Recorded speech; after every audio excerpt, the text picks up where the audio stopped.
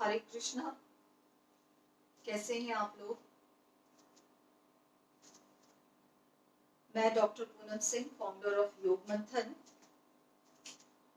आज हम लोग जिस विषय पर बात करने के लिए इस लाइव सेशन में आए हैं वो है प्राणायाम और ध्यान। पिछले 3 सेशंस में हमने सीखा आसन कैसे करने हैं, खड़े होने वाले, बैठने वाले, और स्पेशली वो आसन जो कि हमें लेबर के लिए तैयार करते हैं, उस समय कौन से आसन करने चाहिए। आज हम उससे और सटल जाना चाह रहे हैं, वो है प्राणायाम।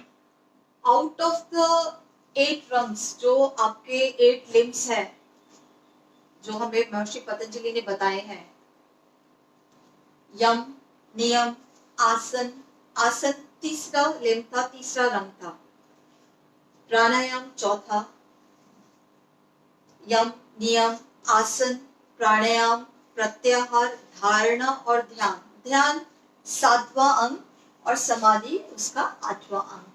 तो आज हम यहाँ प्राणायाम के लिए एकत्रित हुए हैं कि प्राणायाम कैसे करें, किस तरीके से करें, किसको नहीं करना है और कब कब करना है और इसके फायदे क्या क्या है। तो सबसे पहले हम प्राणायाम को अगर हम ब्रेक करें तो उसका अर्थ होता है दो इसके पार्ट्स हैं, प्राण प्लस आयाम। अब प्राण क्या है? प्राण को आप कह सकते हो वाइटल एनर्जी, जीवनी शक्ति, और आयाम का मतलब एक्सपेंशन, विस्तार करना। तो अगर हम सरल शब्दों में कहें तो प्राणों को नियंत्रित और नियमित करना और उसका विस्तार करना। ठीक। अब क्या प्राण और श्वास एक ही है? अगर प्राण और श्वास एक ही होते तो हमारे ऋषि उसे प्राणायाम ना कहकर श्वासायाम कहते। तो breath and prana are totally different. Breath is the carrier of prana. श्वास के रास्ते प्राण शक्ति आपके पूरे शरीर में जाती है। ठीक। तो अब हम इसे और अच्छे से समझते हैं कि प्राणायाम से शारीरिक, बौद्धिक और आध्यात्मिक ऊर्जा का विकास होता है। उसको हम और विस्तारित करते हैं, उसको और हम व्यापक करते हैं। तो आसन से हमने शरीर के जॉइंट्स में या जहां जहां ब्लॉकेजेस हैं उसको और खोला। प्राणायाम क्या करता है? आपके शरीर में जो 72,000 नाड़ियां हैं उनको शुद्ध करता है। तो प्राणायाम के क्या क्या लाभ हैं? प्राणायाम से आपके शरीर में ऑक्सीजन लेवल बढ़ता है, ऑक्सीजन कैरिंग कैपेसिटी इंप्रूव करता है आपके ब्लड की, और फिजिकली, मेंटली जो शांत और स्थिरता और शिथिलता चाहिए वो आपको प्रदान करता है।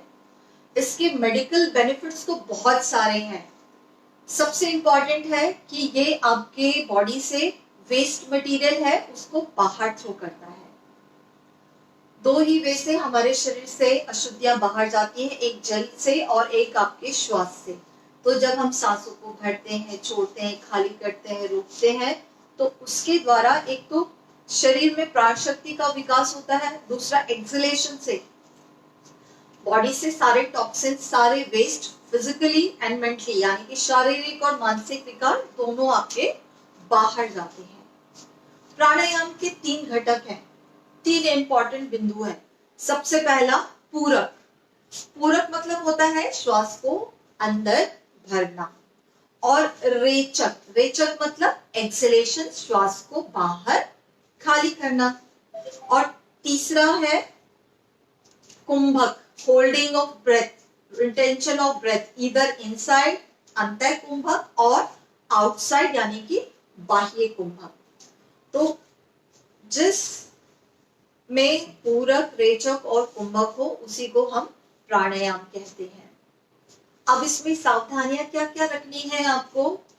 अगर आपको हार्ट की दिक्कत है या ब्लड प्रेशर है या अस्थमा की प्रॉब्लम है तब आपको श्वास को ज्यादा देर तक होल्ड नहीं करना है और रोकना नहीं है, तब कुंभक का प्रयास नहीं करना है।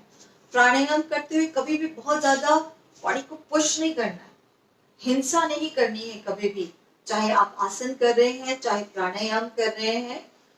धीरे धीरे अभ्यास से आप इसमें और ऊपर जाते हैं और आपके श्वास को लेने और छोड़ने की प्रक्रिया में एलोंगेशन होता है, विस्तार होता है, यानी कि अभ्यास से आप और इसमें सिद्धस्त होते जाते हैं।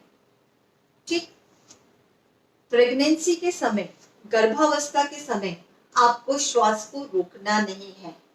अगर आप प्रेगनेंसी प्लान कर रहे हैं तो आप बिल्कुल जैसे ट्रेडिशनल टेक्स्ट में बताया गया है प्राणायाम उसी तरीके से करेंगे। पोस्ट नेटल भी आप इसको, आफ्टर डिलीवरी भी उसी तरीके से अभ्यास करेंगे इसका।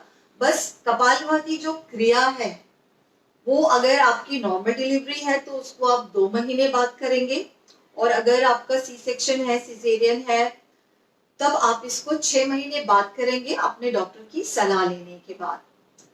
और प्लानिंग कर रहे हैं तब भी आप कपालभाति कर सकते हैं। कपालभाति क्रिया प्राणायाम नहीं है, कपालभाति क्रिया प्रेगनेंसी के टाइम में नहीं करनी है, इस बात का आपको ध्यान देना है। दूसरा है कि कब करें और कितनी बार करें। तो योग मकरंद जो टेक्स्ट है वो कहता है कि आपको प्राणायाम दिन में 4 बार करनी चाहिए। 4 बार यानी कि जो आपके 4 पहर हैं, जिस तरीके से हमारे हिंदुओं में सनातन धर्म में त्रिकाल संध्या का प्रावधान है, उसी तरीके से जब ये चारों पहर होते हैं तो उस समय आप कर सकते हैं। लेकिन आज के समय अगर आप इसको 3 बार करें या 2 बार करें तो बहुत अच्छा रहेगा। और during pregnancy I would suggest you should practice this pranayama for 3 times in a day.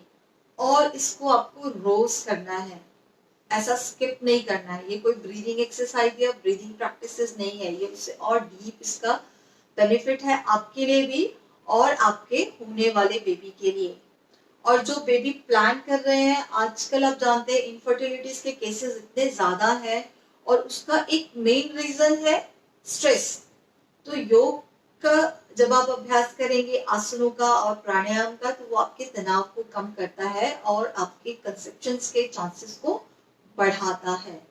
और पोस्ट डिलीवरी के बाद एक तो बहुत सारी जिम्मेदारियां आ जाती हैं नई माँ के पास, अपने प्रति भी और बच्चे के प्रति भी। जिस तरीके से एक बच्चे का जन्म होता है, लेकिन जो वुड बी मॉम्स है उनका पुनर्जन्म होता है, तो उसको संभालना, इसमें कई लोग डिप्रेशन में चले जाते हैं, कई लोगों को पैनिक अटैक्स आते हैं, एंजाइटी और ये सारी समस्या हो जाती है। तो उसमें प्राणायाम बहुत मदद करता है। प्राणायाम, सहज प्राणायाम तो आप डिलीवरी के बाद भी कर सकते हैं। ठीक, तो हम इसमें और आगे बढ़ते हैं। तो आज हम क्या करने वाले हैं? आज हम आपको 5 प्राणायाम सिखाने वाले हैं और फिर हम ध्यान पर जाएंगे। तो सबसे पहले प्राणायाम के लिए क्या जरूरी है? एक जगह, आप चाहे तो ऊपर भी बैठकर कर सकते हैं या आप नीचे मैट बिछा के भी कर सकते हैं। तो जैसे कि हम पहले की तीनों सेशंस में अब तक हम सीख चुके हैं हमें शरीर को कैसे सीधा रखना है और बॉडी अलाइनमेंट और बॉडी फ्रेम को कैसे करेक्ट रखना है। तो हम लोग बैठेंगे बहुत ही धीरे से। आप किसी भी आसन का चुनाव कर सकते हैं। आप चाहे तो सुखासन में आ सकते हैं या आप अर्ध पद्मासन में आ सकते हैं, या आप पुराने अभ्यासी हैं तो पद्मासन में भी बैठ सकते हैं। देखिए, योग दिखाने की चीज नहीं है। आप अपनी शारीरिक क्षमता के अनुसार जितना कर सकते हैं उतना ही आपको करना है। तो अगर आप पहले से प्रैक्टिस करते आए तो आप पद्मासन में बैठ सकते हैं, नहीं तो उससे और सिंपल है कि आप अर्ध पद्मासन में बैठ जाएं। और ज्यादा है तो आप सिर्फ सुखासन में भी बैठ सकते हैं। इवन सुखासन भी कई लोगों के लिए मुश्किल हो सकता है। अगर आपके ग्रॉइन एरिया टाइट है तो घुटने ऊपर हो सकते हैं। तब आप क्या करेंगे? दोनों घुटनों के नीचे ऐसे पिलो लगाकर आप बैठ सकते हैं। ये आपके बैठने की स्थिति। उसके बाद मुद्रा, आप किसी भी मुद्रा का चुनाव कर सकते हैं, चाहे वो ज्ञान मुद्रा हो, चिन्ह मुद्रा हो, या अंजलि मुद्रा, किसी भी मुद्रा का चुनाव कर सकते हैं। तो यहाँ हम ज्ञान मुद्रा में बैठ रहे हैं और शरीर को सीधा रख रहे हैं। शरीर आपका सीधा, आपकी साइड ट्रंक सीधी, कंधे आगे नहीं लेकर आ रहे हैं, हम कंधे पीछे लेकर जा रहे हैं और सामने की ओर दृष्टि रखनी है। कोहनियां कमर के पास, क्योंकि अगर हम ऐसे बैठेंगे ना तो धीरे धीरे धीरे धीरे विल गो लाइक दिस। तो इससे क्या होगा, आपकी कमर पीठ तो गोल हो रही है, आगे चेस्ट एरिया क्लोज हो रहा है। हमें ये लिफ्ट करना है इस तरीके से और इस तरीके से बैठना है। ये आपके शरीर की स्थिति। शरीर की स्थिति ऐसे रखने के बाद हमें एकदम से प्राणायाम में नहीं जाना। सबसे पहले अपने आप को तैयार करेंगे फिजिकली और मेंटली। तो उसके लिए हम क्या करेंगे, सीधे देखते हुए धीरे से अपनी अपर आईलिड्स को लोअर आईलिड पर लाएंगे, बहुत धीरे से। एकदम से बंद करने पर क्या होता है, तनाव आता है, स्ट्रेस आता है, माइंड और तेजी से काम करता है। तो आपको सामने देखते हुए और धीरे से पलकों को बंद करना है। शरीर आपका सीधा है,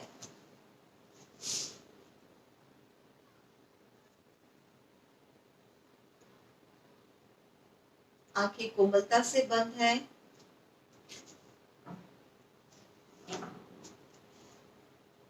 सबसे पहले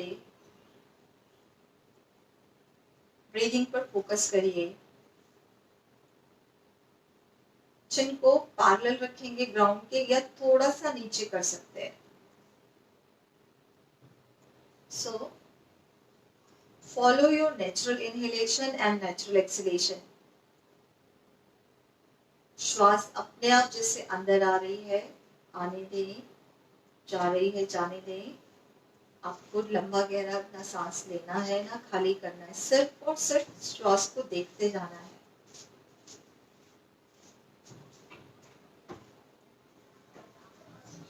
केवल और केवल श्वास को देखते जाना है।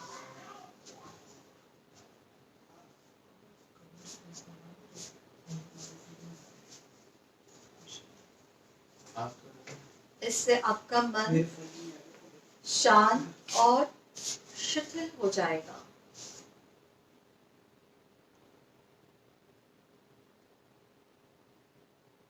उसके बाद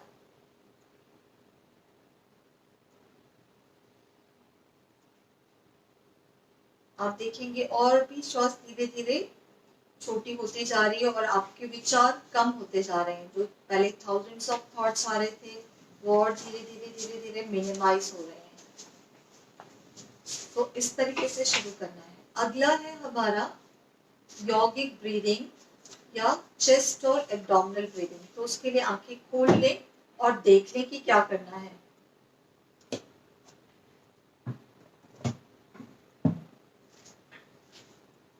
उसके लिए चेस्ट, ये इसको आप सेक्शनल ब्रीदिंग भी कह सकते हैं। Abdominal breathing, then middle chest breathing and then till your collar bone clavicle breathing. Okay, तो उसको हम पहले फील करेंगे, प्रैक्टिस करने से पहले फील करेंगे। तो आप अपने दोनों हाथ ऐसे स्टमक पर रख लीजिए, स्टमक की साइड पर। अभी आंखें बंद करके सांस भरिए। आप देखेंगे सांस भरते हुए आपका पेट हल्का सा बाहर आ रहा है, आप फोर्स नहीं कर रहे। And when you are exhaling, नाभि अंदर की ओर जा रही है। Just experience this, inhale and exhale.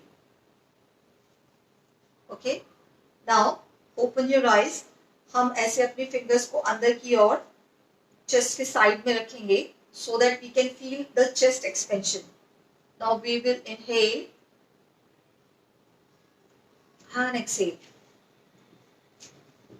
तो आपके हाथ में जब आप हाथ रखेंगे तो आप देखेंगे इनहेल करते हुए स्पेस बढ़ रहा है और एक्सेल करते हुए चेस्ट कॉन्ट्रैक्ट हो रही है। 2 बार और करेंगे। Breathe in and breathe out. Again breathe in and breathe out. Okay, very good. Now the collar bone के लिए चेक करने के लिए आप ये मिडिल की 3 फिंगर्स को यहाँ पर रखिए, just above your collar bone. Now inhale, आप देखेंगे कॉलर बोन हल्का सा ऊपर उठ रहा है and where you are exhaling और स्किन नीचे की ओर आ रही है। Inhale and exhale. अब हम ये तीनों को डीप ब्रीदिंग में एक साथ करेंगे। सो yeah, I'll answer the questions in the last. Rinki, I got your question. I'll answer in the last. So keep the spine erect. Just gently close your eyes. Now inhale deeply. Horizontal breathing हो रही है, chest आपकी expand हो रही है, diaphragm नीचे जा रहा है जिसकी वजह से स्टमक बाहर आ रहा है। Till your neck brim you are inhaling and exhale, then inhale and exhale, then again breathe in and breathe out. धीरे से आंखें खोल लीजिए। आप ये ध्यान दीजिए कि लगातार इसको नहीं करना है। ड्यूरिंग प्रेगनेंसी बहुत ज्यादा चेस्ट और एब्डोमिनल ब्रीदिंग एक साथ नहीं करनी, सिर्फ 3 या 5 बार करेंगे, देन यू विल रेस्ट, ताकि आपके लंग्स को रेस्ट मिले, देन यू कैन कंटिन्यू। और जो प्लानिंग कर रहे हैं and postnatal, you can continue from 5 to 10 breath, लगातार आप कर सकते हैं, लेकिन ये ध्यान रखना है फोर्सफुली नहीं करना है। धीरे धीरे you will fill your lungs, तो ऑटोमेटिकली सारी चीजें अपने आप होंगी। देन एक्सेल, क्या चीज नहीं करनी है इस बात का ध्यान रखिए। Just like this, inhale, shoulders को ना ऊपर उठाना है, ना फेस को बहुत ज्यादा टेंस करना है, और एक्सेल करते हुए आप ऐसे ड्रॉप नहीं करेंगे। It is not like this कि इनहेल चेस्ट एरिया ऊपर ले जा रहे हो और एक्सेल करते हुए यू आर ब्रिंगिंग डाउन, बल्कि जो चेस्ट लिफ्ट है, बॉडी अलाइनमेंट है, you are maintaining this. Just see once again, so inhale and exhale. इस बात का ध्यान रखिए कि आपका एक्सेलेशन लंबा होना चाहिए। इनहेल में बहुत ज्यादा फोर्स नहीं लगाएंगे, एक्सेल बहुत इंपॉर्टेंट है, आपका एक्सेलेशन लंबा होना चाहिए। ठीक है, तो आपने देखा जैसे जैसे हम अपनी ब्रेथ के साथ कनेक्ट होते जाते हैं, वैसे वैसे हम बॉडी से डिटैच होते जाते हैं। तो हठ योग प्रदीपिका में कहा है, चले वाते चले चित्तम निश्चलम निश्चले भवेत, यानी कि जहां आपका मन है वहां आपके प्राण जाएंगे, जहां आपके प्राण है या श्वास है वहां आपका मन जाएगा। यानी कि ब्रेथ और माइंड एक दूसरे के साथ इंटरकनेक्टेड है। आप इसको इस एग्जाम्पल से भी समझ सकते हो कि एक पतंग उड़ रही है और डोर, सो पतंग आपका माइंड है और डोर आपकी ब्रेथ है। तो जितना आप अपने ब्रेथ को कंट्रोल्ड और रेगुलेटेड करेंगे, उतना ही आपका माइंड भी आपके अंडर में रहेगा। तो श्वास के साथ मन को जोड़ना बहुत इंपॉर्टेंट है। तो अगर आप देखें जो गुस्से में या डर में लोगों की सांस बहुत तेजी से या उखड़ी हुई होती है, और जो जितने सौम्य, शिथिल और शांत रहते हैं, उनकी सांस उतनी ही नियमित, नियंत्रित और सूक्ष्म हो जाती है। तो ये 2 अभ्यास हमने किए। सबसे पहले सहज, उसमें हमें अपनी ब्रेथ को चेक करना है, इनहेल और एक्सेल को। देन हमें डीप ब्रीदिंग करनी है। ये डीप ब्रीदिंग या यौगिक ब्रीदिंग ड्यूरिंग लेबर भी आपको बहुत हेल्प करेगी। ड्यूरिंग कॉन्ट्रैक्शन आपको inhale deeply and exhale deeply करना है, और जब आपकी कॉन्ट्रैक्शन चले जाएं तब आपको नॉर्मल ब्रीदिंग करनी है।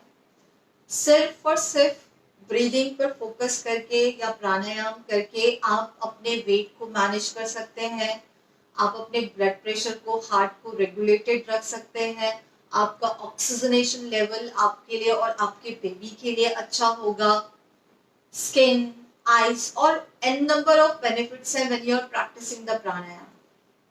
सो सबसे पहला प्राणायाम जो हम करने जा रहे हैं, दैट इज नाड़ी शुद्धि और अनुलोम विलोम प्राणायाम। जैसे कि नाम में ही है नाड़ी शुद्धि, आपकी 72,000 नाड़ीज को ये क्लियर करता है, बॉडी के वेस्ट को बाहर निकालता है। तो डिफरेंस क्या है नाड़ी शुद्धि या नाड़ी शोधन और अनुलोम विलोम में? जैसे कि मैंने पहले भी कहा कि 3 घटक हैं आपके, inhalation, exhalation and holding, breath retention. नाड़ी शुद्धि में हम एक रेशो में इनहेल और एक्सहेल करते हैं, जबकि अनुलोम विलोम में हम रेशो को नहीं फॉलो करते। तो during pregnancy I would suggest जो वुड बी मॉम्स है वो ऑल्टरनेट नॉस्ट्रल ब्रीदिंग करेंगी, और वो लोग जो बेबी प्लान कर रहे हैं वो क्या करेंगे, वो 1:2 रेशो में, यानी कि आपने एक रेशो में इनहेल किया, देन आप होल्ड कर रहे हो। योगिक टेक्स्ट बोलते हैं 1, 4 एंड 2 रेशो, यानी कि अगर आपने 4 काउंट्स में इनहेल किया है then you have to hold it for 16 count and then फिर आप 8 काउंट में एक्सेल करोगे। तो ये थोड़ा ना मुश्किल होता है, इट कम्स विद प्रैक्टिस। तो इससे नाड़ी शुद्धि से पहले यू शुड प्रैक्टिस अनुलोम विलोम प्राणायाम। तो हाउ टू डू अनुलोम विलोम प्राणायाम पहले आप मुझे देख लो। इसमें 2 चीजें हैं, एक तो सांस कैसे लेनी और छोड़नी है, दूसरा आपकी हाथों की मुद्रा। सो आइडियली इसको नासाग्र मुद्रा में करते हैं। फर्स्ट 2 फिंगर्स को आपने बेंड किया, देन आप थंब और रिंग फिंगर को यूज करते हैं, राइट हैंड से करते हैं इसको, ठीक। तो जो आपका राइट थंब है वो आपके राइट नॉस्ट्रिल पर, जो आपकी नेजल बोन है, अगर आप यहाँ टच करेंगे एक इन्वर्टेड वी शेप में बोन है, उसके नीचे रखना है। नाक की शेप को टेढ़ा नहीं करना या बहुत ज्यादा प्रेशर नहीं देना है। So this is the way, ठीक। अब इसको करना कैसे? For would be moms I would suggest कि आप फर्स्ट 2 फिंगर्स को ये आईब्रोज के सेंटर में रखिए, और फिर आप अपने राइट थंब को राइट नॉस्ट्रिल के ऊपर और रिंग फिंगर को लेफ्ट के ऊपर रखेंगे। सो ये तो आपकी हाथों की मुद्रा होगी। तो जब हम ऐसे बनाते हैं ना, मुद्रा में ले आते हैं अनुलोम विलोम की मुद्रा में, तो बॉडी एक साइड टर्न हो जाती है। तो आपको सेंटर में आना है। सेंटर में आने के बाद what you have to do, you will inhale with both nostrils, then you will exhale with both nostrils. Inhale with both nostrils and exhale with both nostrils. Then अब फिर से आप इनहेल करोगे और राइट नॉस्ट्रिल को आप close करोगे and you will exhale with left. Then again you will inhale with left, and you will exhale with right. Then again inhale with right and exhale with left. So this is the one cycle. Just see one more cycle. Now I am inhaling from my left nostril. Exhale with right. Then again inhale from right and exhale from left. And then gently bring your arm down. So either you will do 9 cycles or you can practice this Anulom Vilom for 3 to 5 minutes. और कोशिश करें कि इसको दिन में 3 बार करें। अगर आपके पास टाइम नहीं है तो व्हाट यू कैन डू, आप जस्ट लंच से पहले या डिनर से पहले you can practise, then just wait for 15 to 20 minutes, after that you can have your meals. प्राणायाम के लिए आपको एटलीस्ट 3 आवर्स का एम्प्टी स्टमक होना चाहिए। आसन के लिए 2 से 2.5 घंटे का गैप चलेगा, लेकिन प्राणायाम के लिए एटलीस्ट आपको 3 से 3.5 घंटे का गैप होना चाहिए। Those who are practicing पहले कर रहे हैं, प्रेगनेंसी प्लान कर रहे हैं, उनके लिए 3 to 3.5 आवर्स का गैप होना चाहिए। And for postnatal also during pregnancy after short meals, यानी कि बहुत ज्यादा हैवी मील नहीं खाया है आपने या बिग मील नहीं खाया है, तब you can practice after 2 to 2.5 hours just for pregnancy, during the pregnancy. तो ये गैप रखेंगे तो आपको इसका कंप्लीट बेनिफिट मिलेगा अनुलोम विलोम प्राणायाम का। So just again listen, you have to do 9 cycles और 3 to 5 minutes thrice in a day. At least जो would be moms है, I would suggest please practice this pranayam for thrice in a day. इसको हम संजीवनी प्राणायाम भी कहते हैं। इसके बहुत सारे बेनिफिट्स है, फिजिकल एंड साइकिक लेवल पे भी बहुत बेनिफिट है।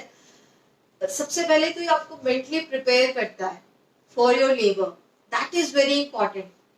आपके मेटाबॉलिज्म को, हार्मोनल सिक्रेशंस को भी बैलेंस करता है और कंसंट्रेशन लेवल को फॉस्टर करता है और आपकी थिंकिंग को क्लियर करता है और कामनेस और सेरेनिटी लेकर आता है।